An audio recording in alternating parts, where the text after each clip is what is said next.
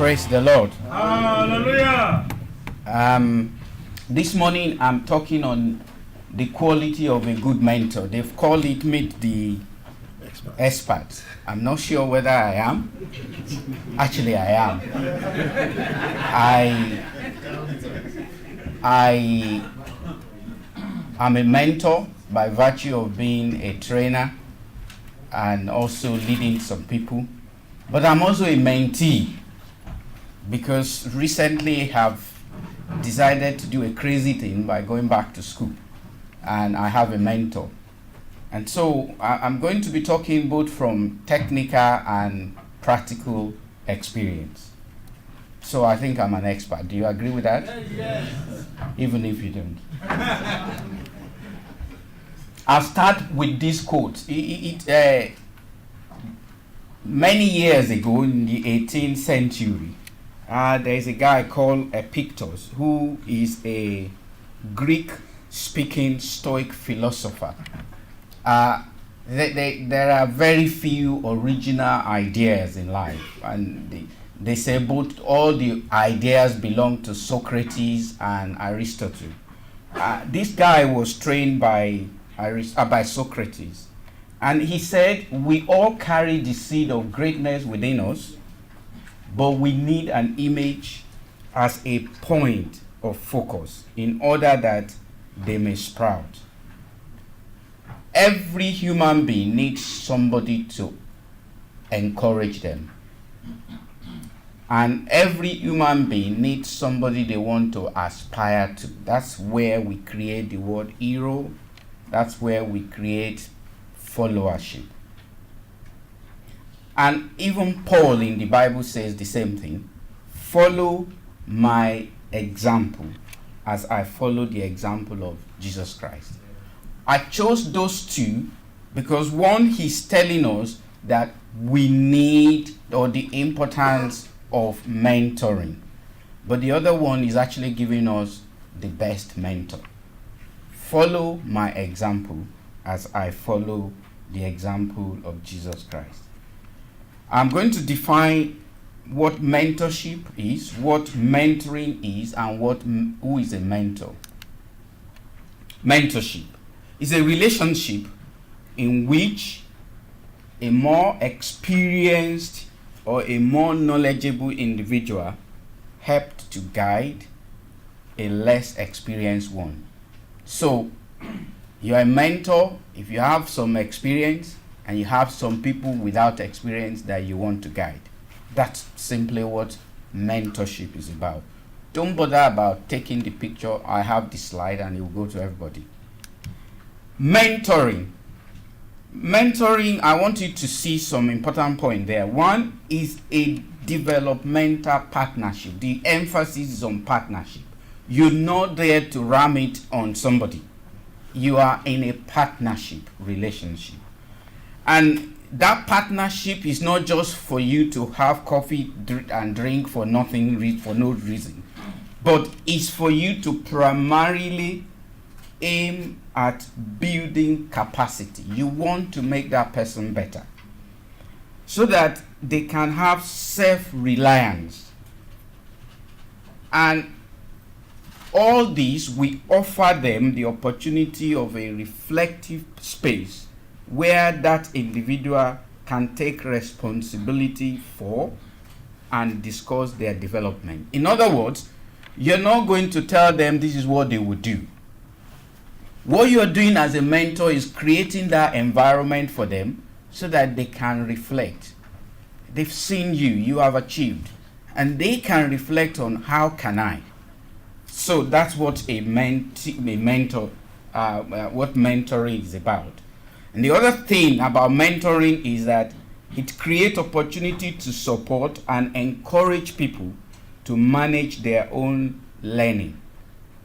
Again, facilitating, so that they may maximize their potential, they may develop their skills and improve their performance.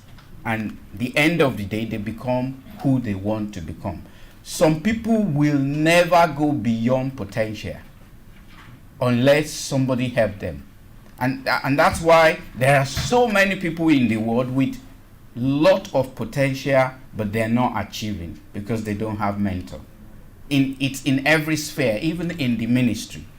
And as we talk about recognizing the time, it's important for you. I'm going to make a call at the end, actually. So, who is a mentor? A mentor is a person or a friend who guides a less experienced person.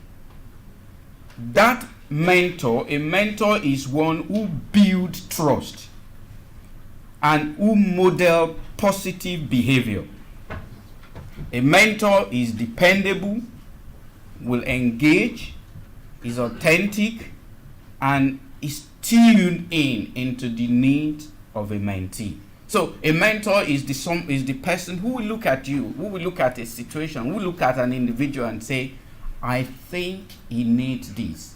Let me encourage him to achieve what he must achieve. What are the rules?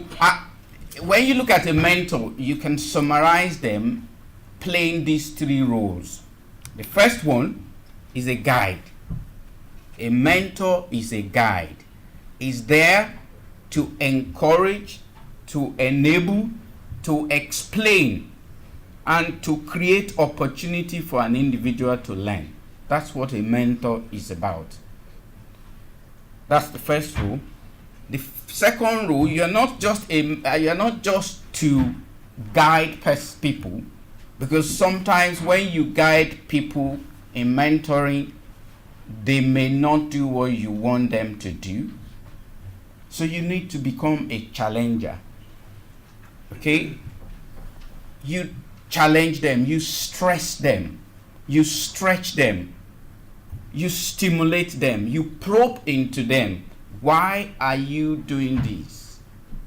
What do you intend to gain? What is the purpose of doing this? What is the outcome you are expecting? That is what a mentor will do. And the last role is that there will be a role model. This is the most significant of your role as a mentor, because you don't want to be Pharisee who says this is what the law says, but we can do what you like. The reason why your role as a role model is important is this. Often the mentor looks at you and wants to be like you. And if you are the bad one, then they will turn out to be the bad one. I'll give you an example. I actually once, one of my heroes in my career, it's a man, his name John Tapley. He's an American professor of surgery. At a time, I started dressing the way he dressed. The way he was dressing at that time, I started dressing like that. I've never seen him wear long tie. He's always wearing bow tie. And I threw away all my long tie. Because I so much want to be like him. And that's what happened. He didn't tell me dress like this. I just took that. And that's the danger of you being a mentor if you are not providing a good role modeling. Mentoring cycle. I'll run through it. This I'm talking about when you do official mentoring. First, you create rapport. You develop mutual trust and comfort. Your mentee should be comfortable around you. If they are not, they will be switched off. I once had a consultant. Every morning I get to the ward. I was in pediatric at that time. A child is dead. He would say, "Abel, that is, you have killed this child." And so at the end of the day, I just switch off from him. I just don't listen to him anymore. Then you set ground rules. If you are doing official mentoring, you set ground rules that will guide your engagement. And it's important to know the boundary. Then you set your direction, what you're going to be doing. And you start making progress on what you're doing. And then the mentee become mature, understands what is happening, and that's when you can close the official process. But then when you close the official process, you still carry on. They still need to keep looking at you. So, what are the qualities or the skill of a good mentor? First, ability to build rapport. You would dispel people if you are bad, if you are harsh, if you are not attractive. So you can't be a good mentor. You must be able to build rapport with people. 2, you must be able to communicate. And communication, remember, it's not only what you say. It's your body language, how you listen. Those are skills that you have to be a mentor. You must also be able to give feedback to people. That man that I mentioned who says you've killed this child, he's giving bad feedback. Even if it was my fault, and most of the time it's not mine. In fact, none of the time. but because I was the junior most in the team. So you must be able to give feedback to people. Otherwise, if you are harsh, if you are terrible, they will switch off. Then you must be able to question people. Again, there are ways you question people, they will be glad to answer you. There are ways you question people, they will just be switched off. And then you must have listening skill, which is part of your communication skill, and you must have good interpersonal skill. Of course, if you cannot relate, then people can't relate with you. And so I have listed it under these 2 qualities that you must possess if you want to be a good mentor. First, you must, I call them innate, or something that is in your internal quality or character. First is you must have caring attitude. See, that's the only reason why you want somebody else to be better. Because the whole idea of mentoring is to make somebody better, probably even better than yourself. So you must be caring. You must have consideration. You must see that whatever you do, whatever you say will have effect. And therefore, you don't want to just do things anyhow. Then you must be exemplary. If you want somebody to learn how to keep to time, if they say 7 o'clock, then you are there 5 minutes to 7. That's how they can follow your example. And you don't need to keep nagging them. If you set meeting and you are there 10 minutes before time and they don't come, next time they're going to be apologizing because they know that that's the standard. Then you must be willing yourself and must be able to teach, but also be prepared to be taught. That's humility. You must be humble. And then external qualities include you must be constructive in criticizing people. Some of us are not, and it's a bad thing. People will be turned off. Because if you are too sharp in criticizing people, they get turned off. I recently was going to correct somebody who is always criticizing other people. And I just rang her and I said, somebody told me that this is the result they got. And she wrote that result. But when I look at it, I don't think it's correct. He started defending and explaining. But if she was coming to me, she would have just told me that was wrong. So we need to learn to be constructive in criticizing people and communicate effectively. I've mentioned that. You must be accessible. You must be available if you want to be a good mentor. And you must have some success in your own field. In Yoruba, I would say, if you want to give me a cloth or dress, I need to see how you are dressing before I accept it. Because if you dress shabbily the way I don't like, I would say thank you very much. And you must be respected by others. And you must respect others. That's how you can be a good mentor. Now, who is the model mentor? Because as a Christian, we have model mentor. And our model mentor is Jesus Christ. He has all the and if you really, really want to be a good mentor, just follow the example of Jesus Christ. He's humble, he's compassionate, he has servant's heart, his life impacts others, he's a teacher, he's friend, he's successful. In fact, I read something that blew my mind 2 days ago. There was a, you know, when you have Twitter, you measure your success on how many people followed you. So they did a research in America over social media, and the name that came up the highest, Jesus Christ. So he's the most popular person even in most social media. So that is your model as a mentor. What are the benefits of mentoring? Or to you as a mentor, what are the benefits that are there for you? 1, you have the satisfaction of contributing to another individual, personal and professional development. My life, I want to live it so that somebody else will be better. That's my personal life goal.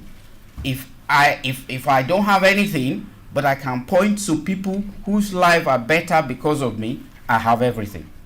That's my personal goal. The second thing that will happen to you is you will actually have a greater understanding of your strength, of your weaknesses, because the mentee, they're not stupid. They will bring things to you that will enable you to see, actually, I can do it better next time. And you will develop valuable interpersonal skill. You get better and better at it. So as I conclude, this guy is one of my heroes, John Maxwell. I have about 10 or different books from him. He says this: one of the greatest values of mentors is the ability to see ahead what others cannot see, and to help them navigate a course to their destination. That's what you want to be. Make somebody get to what God ordained them to be. This is my invitation to you. Are you willing to invest your life for others? Thank you.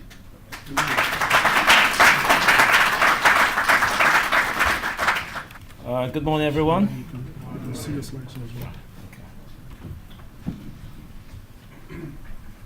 I don't know why they put me after brother. I should have gone before him. It's difficult to follow that now. Anyway, I'll be talking about key steps for business startups. My name is Ayo Mustafa. I'm a structural engineer. I run my own practice, consulting practice in civil engineering. I just want to say that I'm not an expert in this sort of things. I'm not a business expert. I'm a consultant engineer. But I've noted over time that there's some experience that I have that I felt I could pass across to others. I believe in our midst, there are people who are probably more qualified to talk about business than I am. But again, we're talking about keys to starting a business. So I'm just going to start and ask us the question, what is business? And I will say that business is anything that you do to, any enterprise you get involved to make money or to make profit. So I say here that it's, business can be defined as an activity of buying and selling commodities, products or services. Simply put, business is anything you do to make profit. I remembered when I was in year 2, secondary school, I had a spare cash in those days, not anymore. And I remember I was walking to school with a friend of mine, and I have this funny thing that I do. When I buy things, I buy 2. I never buy 1, rarely buy 1. So in those days, they are what they call condensed milk. Don't know if anybody remembers. They're that small, but very sweet, and I like them. So I remember going, and as my normal practice, I bought 2, and my friend could not afford 1, so he was looking at me.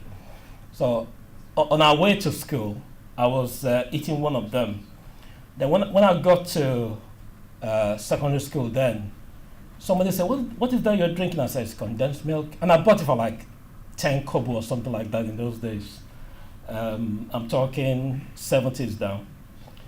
So somebody said, what is that you're drinking? I said, it's condensed milk. He said, oh, I wish I could have one.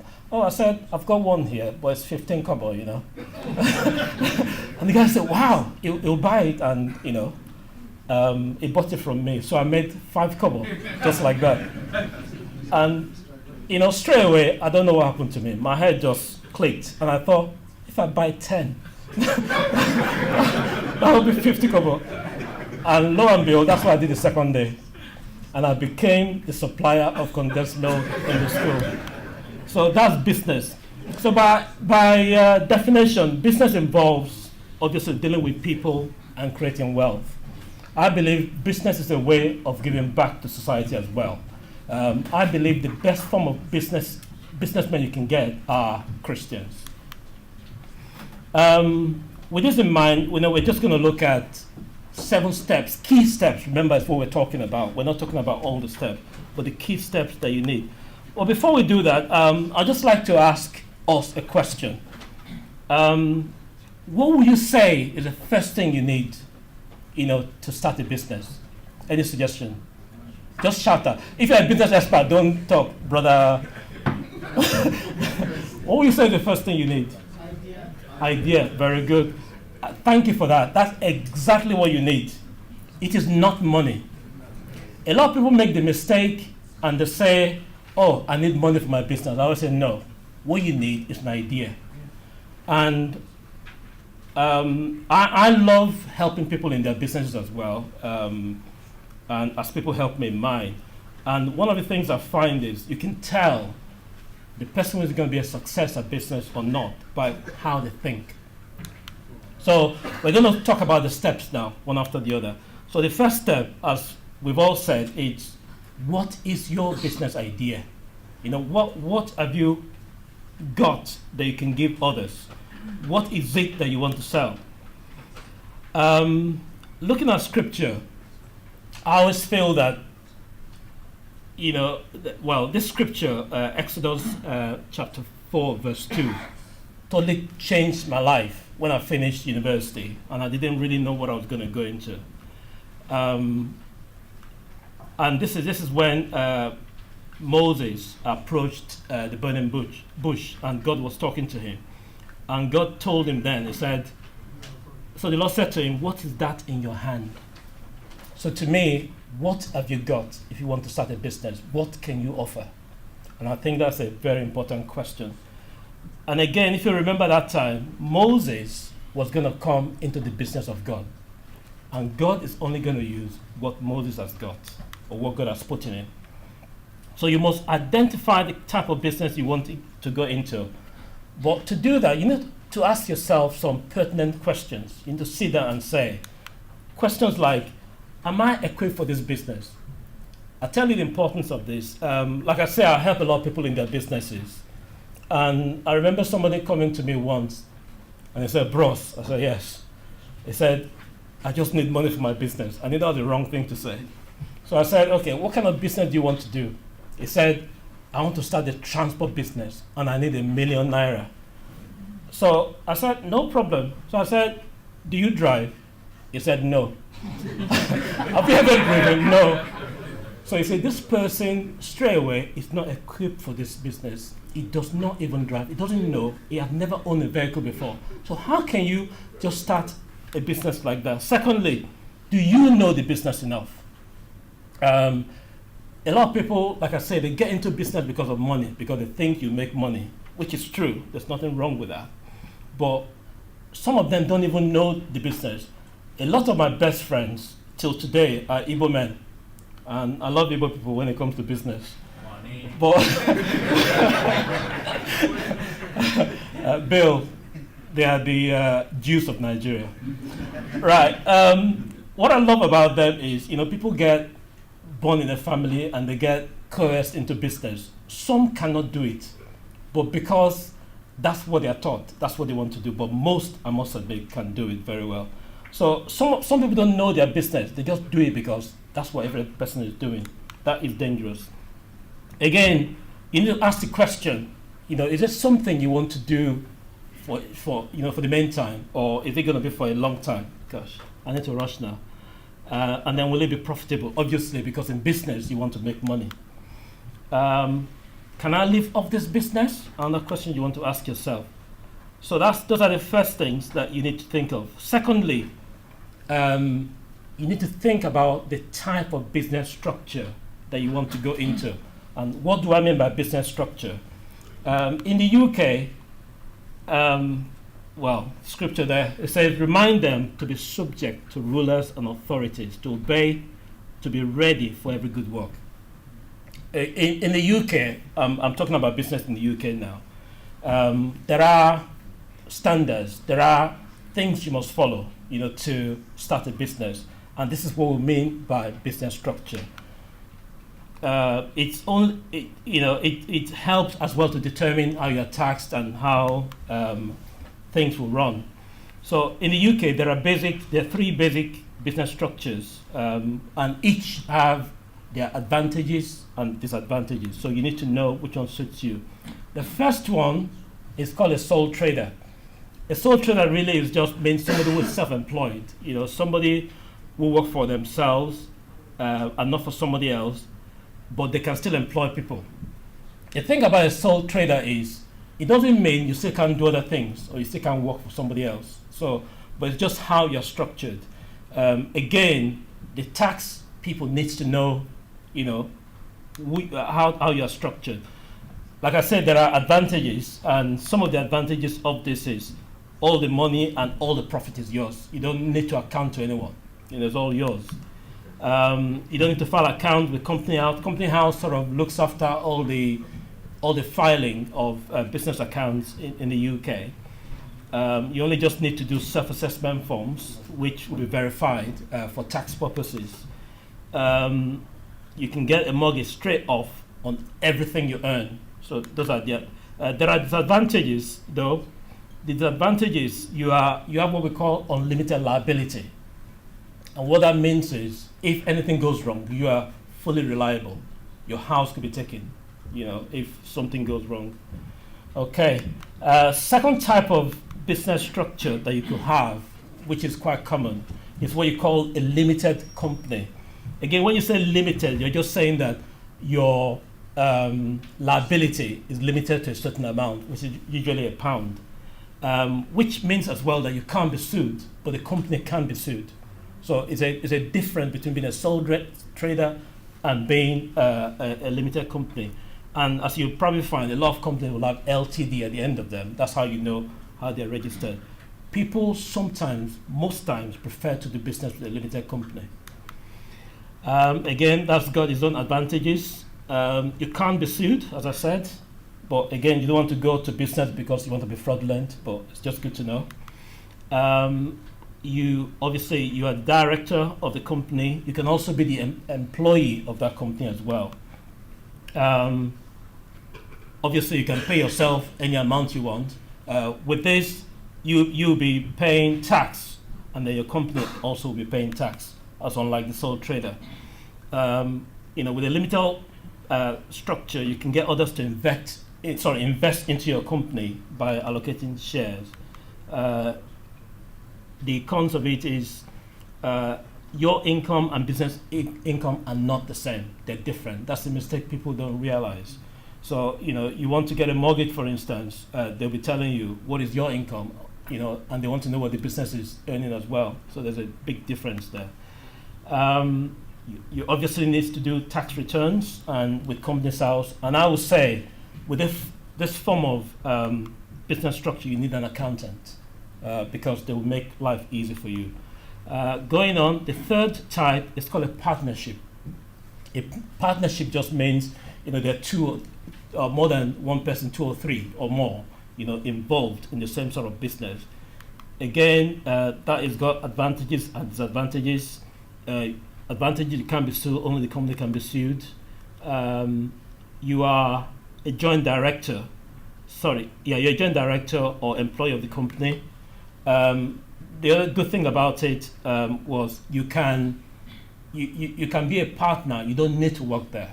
You could invest into it and things like that, but you could still be a director that way. You can get others to invest in, so you can actually increase your partnership by getting more people to invest in the business. Cons, all the partners will have a say in every decision, as unlike a sole trader or a limited company. Every partner will probably have an equal say. You obviously still need to do within an accountant. I'm just trying to rush now because it's 12 minutes. Again, third thing is, how will you package the idea? Your business needs to be known. So your business needs some sort of identity that people can actually see. Some will call this branding. In the initial stage, you don't need to spend too much on this. I didn't do a business card until 6 years after business because I didn't need it at that point in time. But so don't go mad and try and do things too quickly. You can always develop this as your business moves on. As you make more money, as you get more business, you can develop other things. But you do need to register a name. That's quite important and good for your business because it gives you have a front for your business, if you will. You need a logo, but it's not essential. And again, these things do not cost a lot of money. It's something you can do yourself. So don't go mad about it. As your business develops, you can change your logo. There's nothing wrong with that. You need, obviously, corporate stationery. Again, not too essential. Again, with Microsoft Word, these are things you can do yourself. You don't have to even go to a printer to do this. But I would just say, to me, what's the most important thing is to have a corporate email that everybody knows you with. Okay.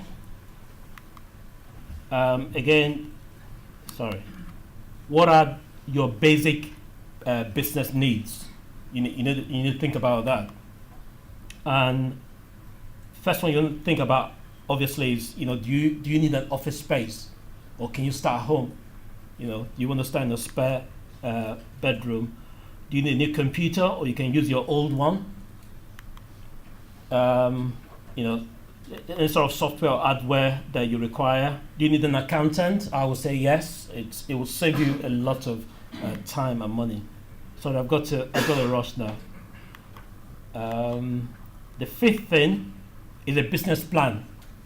A business plan is just a document which helps you to focus and to put the business in perspective. Anytime you take to do this will always help because it's something you refer to over and over again within the business. When I started out, I actually didn't have a business plan per se, but I'd had what I call goals, the same sort of thing. A business plan will probably contain some of the following. I'll just quickly rush into it. Ownership of the business, management structure, goals and objectives, the product that you're selling, your target market, pricing strategy, and your competitors. Again, you can imagine if you sat down to write all these things down, it just helps you to be more focused in your business. Again, that's a scripture I've got there.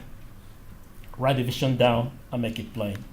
Sixth one that you need, key thing, is how will people know about the business? How do people know what you do? In every business venture, obviously, exposure to as many people as possible is very, essential.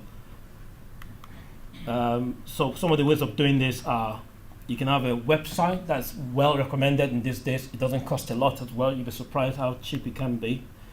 Adverts in media, like we've got adverts in OFNC publications, local newsprint, yellow pages, and things like that. Word of mouth I find very effective. Join local business or national enterprise. And I would say one other thing is, when you do a good job, you will always get recommended. Moving on. Seventh thing that you need, shall I say the last thing? How will it be financed? Like they said, to make money, you need money. Some of the ways of financing businesses are, you can have your own savings and investment. Like I said, it's an idea you need. You don't need money. Just start at where you are and move from there, and the money will come. You can use bank overdraft. Obviously, you need a business account. I always say that. Separate your business account from your personal account. Very essential. You can get a business loan. I don't like it, but sometimes you might need it. But there you go. Investment from friends and family. So those are the things you need, the key 7 things you need in a business. And just finally, just to round all this thing off, I have a dream, for the OFNC, and this comes from talking and looking at business all over the world. And one thing I've noticed is that one of the most successful business people in the world are usually found amongst the Jews. And why are they so successful? I believe one of the key reasons is they trade amongst themselves. So my idea is that at some point, I will want businesses within the OFNC to become known. There are many businesses in OFNC. You'll be surprised at some of the businesses we have here. I'll just give you some of them. We have doctors, pharmacists, dentists, accountants, engineers, business consultants, architects, physiotherapists, educators, and many other businesses. But we don't know about them because we don't trade with them because we don't know about them. So I'm going to be talking to the chairman at some point in the future where we can collate all these businesses and we can say, look, these are the things available to you. Because I believe that when we do things like this, we will all benefit from it as well. So thank you for listening, and God bless you.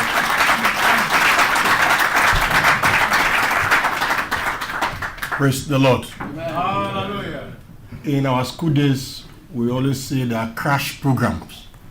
And some of these 2 experts we've just had now, they've done what we call crash program. There are volumes they've just congested into 25 minutes talk. So please, you bear with us. We want to take 2 questions. One on the mentoring, the other one on business. Please, you bear with us. Good morning. Thank you very much for the talk, very educative. My question is, Ifeanyi Chukwujeku from Newcastle branch. My question is, I like the way the talk was structured, but my question is more or less, I see business plan here as number 5. So don't you think the business plan encompasses everything else that you've spoken about? I've often heard most times that if you want to start a business, what you actually need is a business plan. There's the idea and the business plan. And that's actually how sometimes you get finance. Because to present a proper business plan, if people can buy, then people can buy into it. Yes, you're totally right. Remember, we're talking about key things that you need in a business. Before you even have a business plan, obviously the first thing you want to think about is what is your business? So, I was going through those steps one after the other. Now, what you find